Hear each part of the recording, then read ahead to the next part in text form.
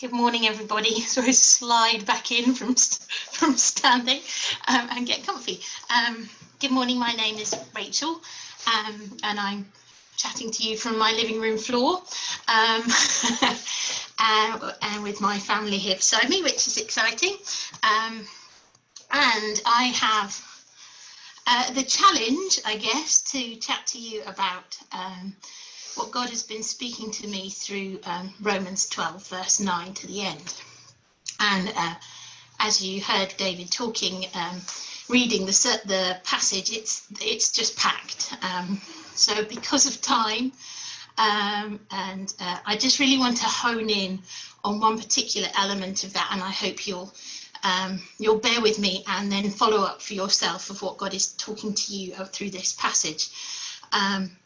But I want to tell you first about a little illustration that I found about when I was preparing for this. So you can probably hear I'm a little bit nervous, which is always the way when I start speaking. I'm a little bit and I normally settle into it. So I'm hoping that your smiling faces will help me to settle in.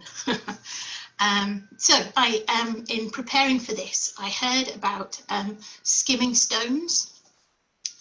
And I was so challenged by this.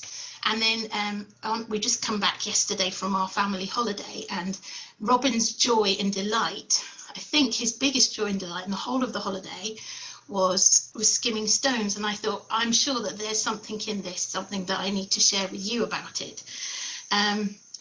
Just as he ran over my 13-year-old, 7-year-old, he is 13, but he just has so much joy in those beautiful things, of the simple things. He's like, I just made a stone skip 8 skips along the river. He was so excited, and I did it 4 or 5 times. I'm so good at it. And I've never been very good at skimming stones. In fact, I did it once on holiday. I could never do it, ever. And on my on a birthday near my 40th, I was like, all right, I'm going to master it. And I watched everybody around me as they made their stone skip.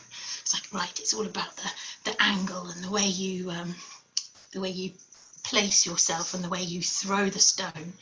And this is about the stone. So I found the best stone I could and plop into the water it went. But I persevered. And I managed to probably make it skip 3 times, probably was my best. But since then, I've never been tempted to try again because I don't want to feel the disappointment of not being able to do it anymore. So, but there is a joy about it. Anyway, the reason I'm telling you about this is I heard about the fact that we are a little bit like those stones in the hand of God. And as you may or may not know, the perfect skimming stone needs to be flat and smooth and the right size and shape. My nephew is 8 and he was trying to skim them, and he was picking up the biggest stones he could and was just lobbing them into the sea, and they were just plopping into the water. It's like, I did it once. No, you were throwing them, but great job anyway. He was just not very patient at finding the perfect stone. The illustration that I heard being talked about was that those stones become perfect for skimming because they're rubbing up against each other in the sea or on the riverbed. They're rubbing up against each other and becoming flat, becoming smooth. And I'm going to suggest that we're a bit like those stones in the hand of God, that we rub up against each other, we become smooth and perfect for skimming in the hands of God if we allow that to happen. That we and of course, if rubbing stones can create sparks and friction and pain, and that's not something any of us enjoy. In fact, many of us, myself very much included, run away from that. But if we run away from spending time together, from rubbing up against each other, then we're not going to become perfect for skimming in the hands of God. But in the river, those sparks, they don't happen, do they? And so in the river of the Spirit, we can rub up against each other without the danger of being hurt. So I'm going to come back to that right at the end. So keep that picture in your head of becoming those skimming stones in God's hand. And really, this talk comes, I guess, with a bit of a flashing warning at the beginning. And I really want you to hear me very loud and clearly right now. I am not talking to you from a place of having journeyed what I'm about to talk to us about. I'm very much talking to myself when I share this message that I believe is from God's heart. I know that this is something I need to walk, and I know I'm very, very early on in the journey of it, and I know that I stumble and trip and fall on this journey too. So please hear me when I say to you that my heart is very much at the beginning of this journey. I'm not preaching or talking from I've got this sorted, because I really haven't. So before I dive into what I think is the challenge of this, I just want to make sure that we sit it in the context of the whole book of Romans, because if we delve into this thing of loving each other with a genuine love, and this high calling from Romans 12 and 9 onwards, if we take it without remembering all that's gone before, we really run the risk of wearing ourselves out and failing big time, because we can't do it on ourselves.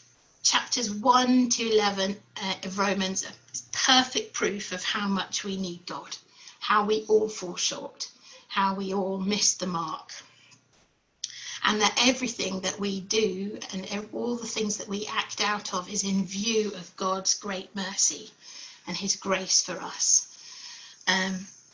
So it's from this point that we need to look into this passage.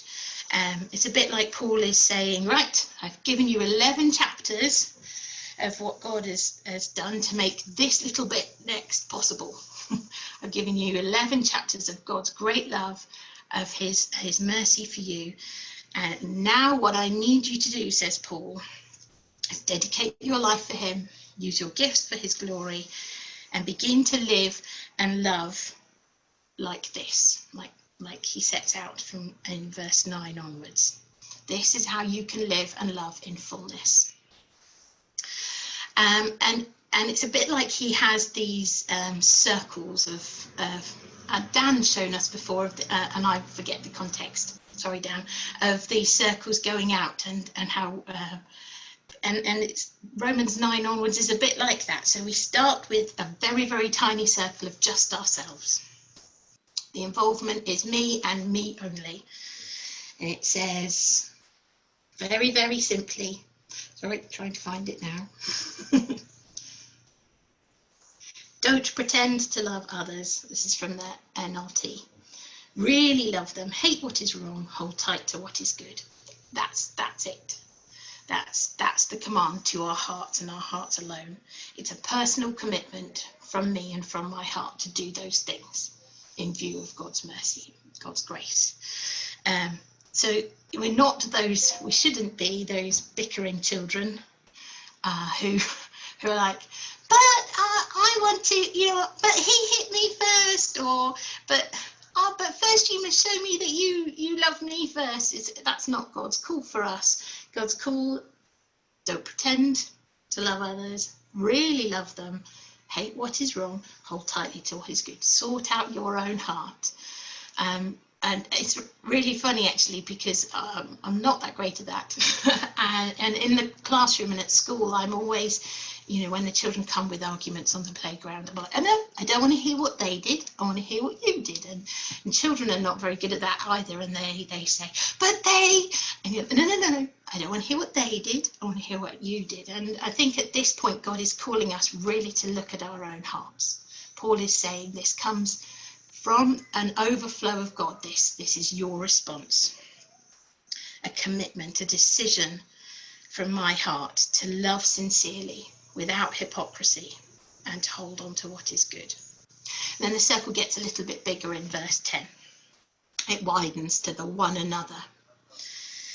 It gives us that call to love one another with genuine affection, and to take delight in honouring one another, to serve one another. But just as we start to look out into the bigger circle, Paul, I think he really knows our spirits, doesn't he? And he's like, but don't forget that this is about you, and this is about your heart. He knows how easily we can be distracted in comparing ourselves to each other as we look out, and as we turn to loving one another and giving preference to one another, how we can then so easily get distracted by, it's okay, I'm doing a slightly better job than that person sitting over there. So it's all right, I've got that little bit of my life a little bit more sorted. So Paul reminds us, he takes us straight back into reminding us of our own heart. And he says to us to rejoice in hope, be patient in tough times, and continue to pray. Again, a command that's just about us and God. And then the circle gets even bigger again. So we've had us, and then we've got one another. And I think that one another is talking about our fellowship within us, our family of God. So when we look at our screen, we can say, you're that one another, you're that one another. And we can take the challenge of that, can't we? Be affectionate to one another in this time. As Dan was saying, how are we managing to read the room when it's this Zoom room? How are we managing to look out and be affectionate to one another in this space? And it's a new challenge, but God's mercy and God's love and God's Spirit will show us, and I'll come on in a minute to that genuine, that sincere love that means that I think we can effectively be affectionate and honour and give preference to each of the people sitting here in a way that's significant, in a way that witnesses to the glory of God, and in a way that's different to the pattern of the world. So in verse 14 to 16, the circle gets bigger again. We go beyond the family of God to all. It says, bless all. Rejoice, even those that persecute you. Rejoice and weep with all. Consider all as equals. The circle of our reference is getting bigger and bigger. The depth of our call to love is getting bigger and bigger. And then the final enlargement of the circle includes our enemies, telling us not to retaliate or take revenge. And we can see how God first deals with us, and then from that he fills us, and we can love from the overflow, and then love each other, and then from being equipped of loving each other, we can love those outside, and then from that and from the faith of loving those outside, and from the identity of Christ and knowing that it's not ours to take revenge. We are God's. So it's his place, so we can love our enemies. I'm going to rewind a little bit now, if that's okay, and take us back to what for me has been the real challenge point of this text.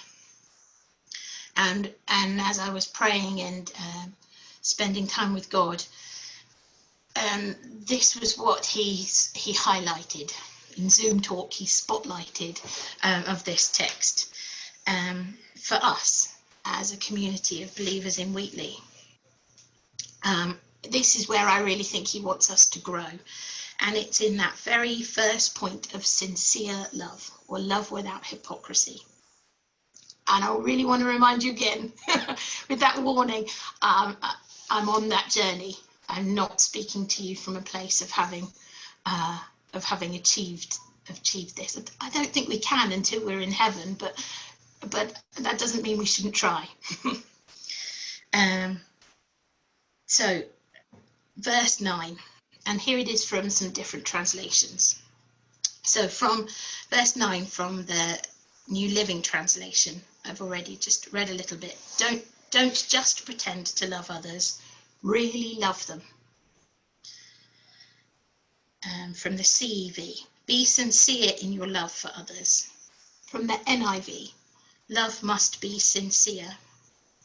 From the Passion, it's a bit longer, inner movement of your heart must always be to love one another. Never play the actor, never wearing a mask. The call to love is given to us repeatedly through God's word, isn't it? Excuse me while I just find all my references. The call to love is given to us in 1 Peter 4, verse 8. Most important of all, says Peter, continue to show deep love for each other, for love covers a multitude of sins. We have that beautiful passage in 1 Corinthians 13 of what love looks like. Love is patient, love is kind, and I'm not going to carry on because I'm not going to forget it. But you can look it up. And I'm sure many of us can recite it or know bits of it in our hearts.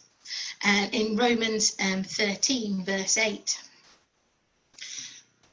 we have, excuse me, just find it. Owe nothing to anyone except your obligation to love one another. That's from the NLT. And Galatians 5, verse 22 is the fruits of the Spirit, the first being love. And of course, then we've also got Jesus's heart speaking to ours, his command to us from Luke 10:27, love one another.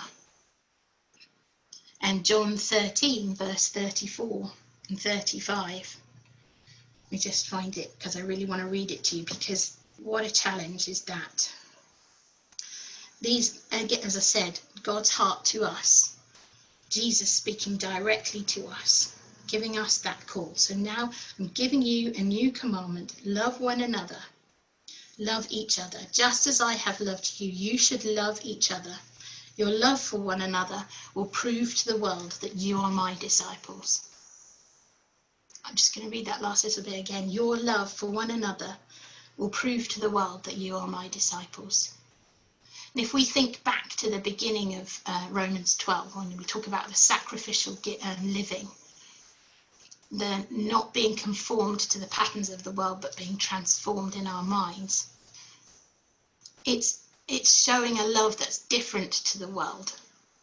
I'm just going to give you a couple of minutes to think about what a love that looks different to the world looks like.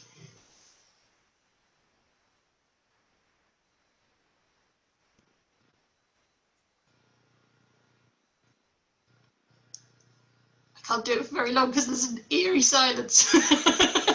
But that love is what proves to others that we are Jesus's followers. So what about sincere love? What about hypocrisy? So I was really keen to look up, and this just made my heart leap when I found out about sincerity. So I'm going to come to that in a second. But the Greek word for hypocrisy refers to the Greek world of theatre, where actors wore masks to express the feelings of the character. They didn't use their faces; they put on a mask when the character was sad. The sad mask went on. When they were happy, the happy mask went on. And excuse me, I'm just going to ask Emily to draw the curtain because I'm being blinded by the beautiful sunshine. We're being asked to, no, it's the other one. Oh no, it's both of them. Oh, weird. It's not either. Sorry, I will carry on just for being blinded. So we're being called to love without a mask, to not pretend, but to dedicate, to choose in our hearts real love. Love is an action, love is a decision of the will, isn't it? And love is obedience to God. So I could probably, as somebody who quite likes to tread the boards, I could probably pretend to love you quite well, but I think there would be a day when you saw through my pretense. Probably a day when I would be off my game, where I mess up, and you can see through the facade. You're like, oh, no, okay, that's a pretense. There are people, though, aren't there, that just can't pretend. There are people that it's just not part of their nature. If they love you, you really know about it. And if they don't, you really know about it. But God asks us to make that decision to love each other without pretending. And loving each other is an action. I'm going to come back to that again in a second. We live in a world where masks are put on all the time, so much so that when it's not, when the filter is taken off, it's celebrated. #NoFilter. For those of us that know all about social media. But we need to be a people who are real.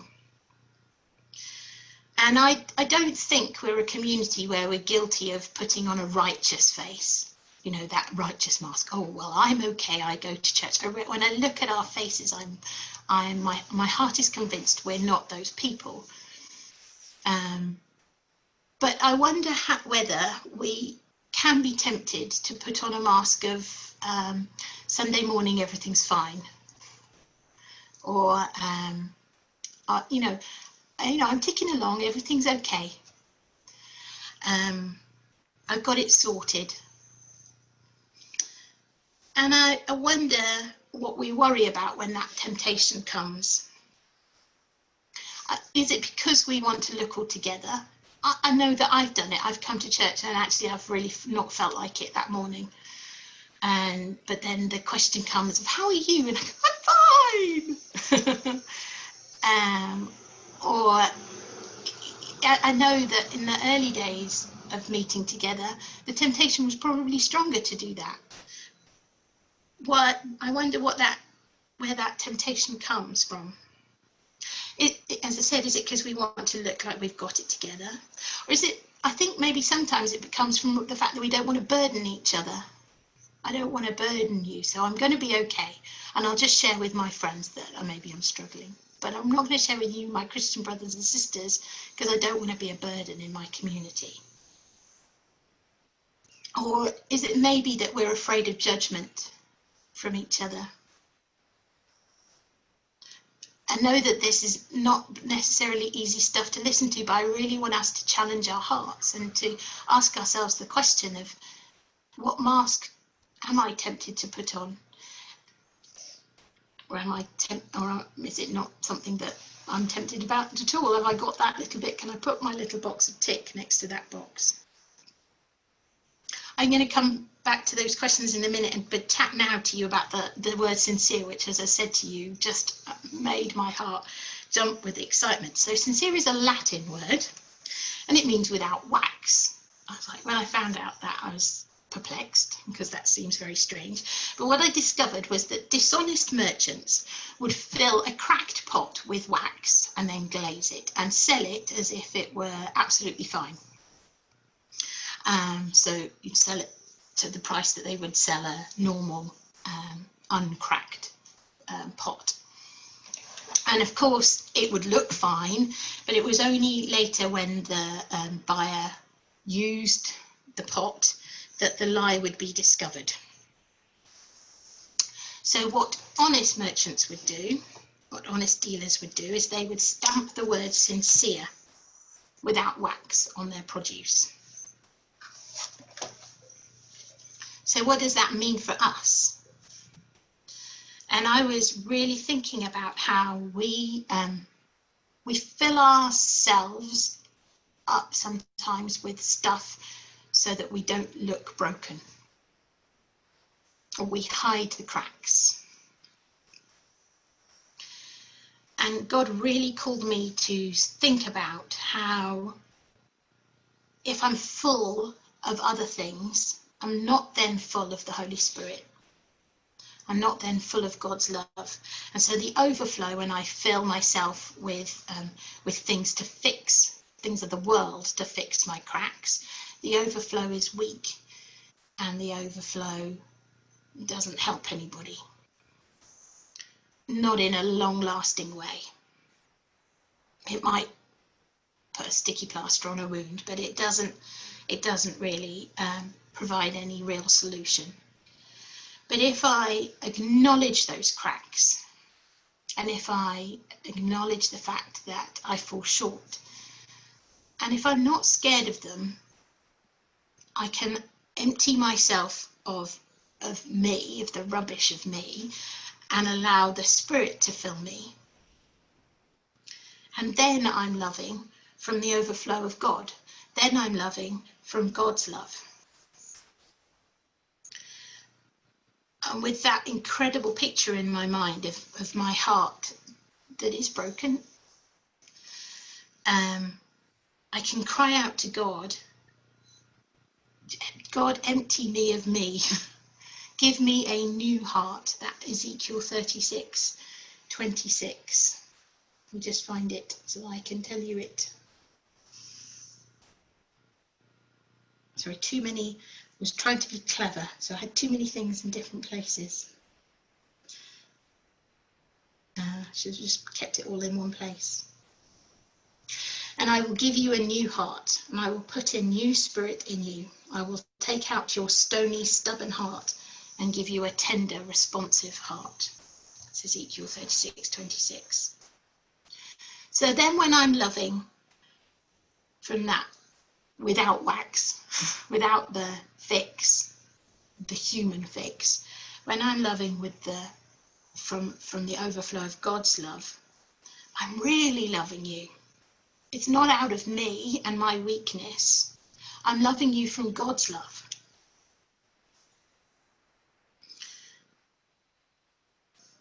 I'm loving because God loved me. I'm loving because his great love is filling me. 1 John 4:11 and 12. I'll let you look that up if you want to take a reference of that. It talks about how God's love is seen through our love for each other. So when we're tempted to put on those, I hope you can see how there's that sincere, that without wax and loving from God's love, and the hypocrisy then of putting on a mask go hand in hand. So when I put on my mask, what am I scared of? What am I scared of if all of us here are working towards loving from God's love? It doesn't make sense anymore, does it? To put on a mask and say, hey, I'm all fine, if you are loving me from God's love, because God's love has no judgment. God's love embraces my weaknesses. God's love isn't burdened by my need. So if you think back to those questions of why we're tempted to put on those masks,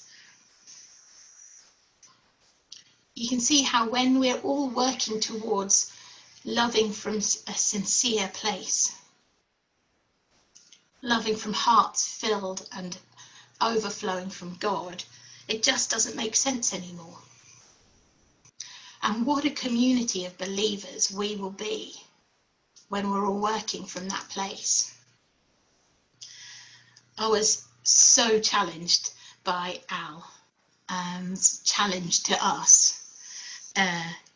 Do you remember what it was? I wonder how many of you have followed it through. He said to us, go to someone from our fellowship and empty yourself of pride and ask for guidance. Seek out the sober judgment. So go to someone here. Oh, I don't like being spotlighted, so sorry, I'm just going to ping myself back on the gallery view. Hopefully you can. Suddenly just seeing myself was very scary. So Al said, go to someone here and ask them, what in me falls short? What in me misses the mark? Because from a place of sincere love, we can say to each other, I love you. This is where you can grow. But I wonder how many of us have slipped in a little excuse to that challenge. I know I have, by the way, because I was away, you see, so I wasn't really able to talk to any of you. So I didn't do it because I wasn't, and I lost my phone, so I couldn't message anyone to say, hey, where do I fall short? But all of those are just excuses, aren't they? All of those are just excuses.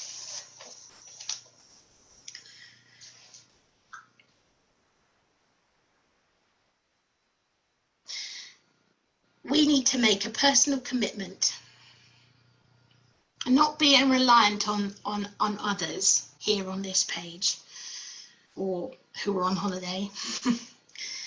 But we need to make a personal commitment to respond to God's love, to respond to his great mercy. We need to make a decision of our heart to make that living sacrifice, to love out of that place of being filled from God's love. So are we brave enough to take off those masks, to ask our brothers and sisters who are also journeying this with us, those challenging questions? The whole title of this section in the NIV says Love in Action. And I think as in our culture, that's been completely diluted, hasn't it? Love becomes a good intention, maybe. I've got a good intention to follow Paul's directions here. I've got a good intention to love from that place, to empty myself of what I fix myself with. Well, that's a good idea. I'm going to do that. But we need to take action. And actually, I think in this time where we're apart but together, it's a safe way of taking action. We need to choose to follow Jesus, follow his example, to take up our cross and act and love out of obedience to him and be filled with his Spirit. And when we do that, we're going to look different to the outside world. We're not going to be conforming. I've always rejoiced in our differences, right from the beginning of our journey. When we, as a church, we started, it looked like we were this group of people that were just so different. And I've just been, right from the start, I was like, well, that's God's intention, because in our differences, we're going to be able to show God's love. Go back to that John 13:35. We're going to be able to truly show how great God's love is. Because if I am just loving someone who's exactly like me, then that's not difficult. The world can love people like that are like themselves. It's only because of God's love in me that I can really, really love those that are different to me. And I know that we've journeyed this in different ways, and that we've tried to walk it in different ways. But I really feel like God is calling us deeper, into a deeper, real love for each other, a love without judgment. I know that he's calling me to it, and I'm convinced that he's calling us as a body of believers to it. A love that challenges each other to be who we were created to be, that holds each other accountable to abhor evil and cling to what is good. A community of people that puts each other's preferences above our own. That lets go of what I like. I'm going to let go of what I like church to look like. I'm going to let go of that because it's God's. And when I let go of it, it's okay that somebody's different opinion slips in, and I'm going to love that because I love them. It's a challenge, isn't it, though? And as we rub up against each other, and as we knock off the bumps and smooth each other out, if we're not immersed in the river, if we're not immersed in the water of life, it's going to cause sparks and it's going to be painful. I'll take you back to that skimming stones picture. But are we going to be a community of people who are so afraid that we hurt each other, that we don't do that, that we don't knock off those edges, and then we're the wrong shape? Are we so scared to rub up against each other? Do we have faith that we are a community living in the Spirit, and therefore when we rub up against each other, we're rubbing up against each other in love?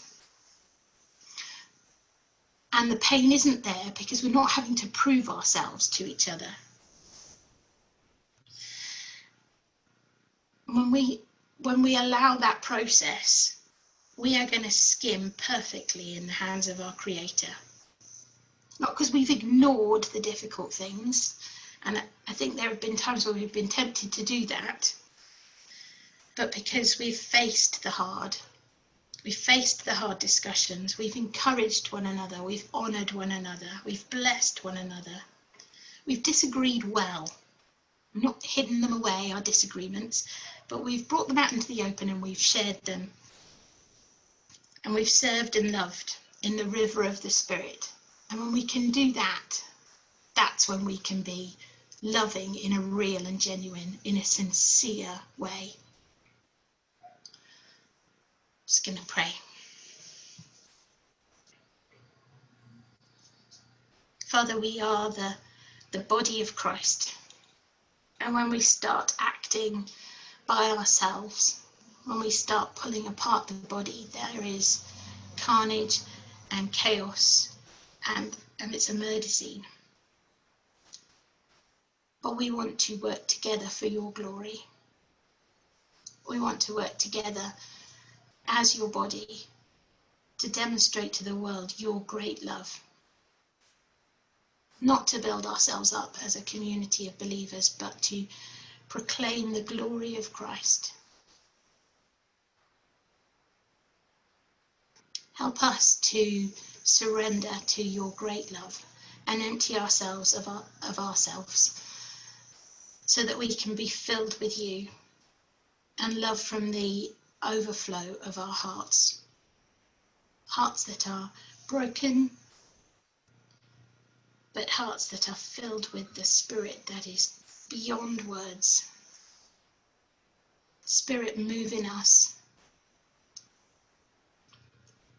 so that others would know that we are your followers. Amen.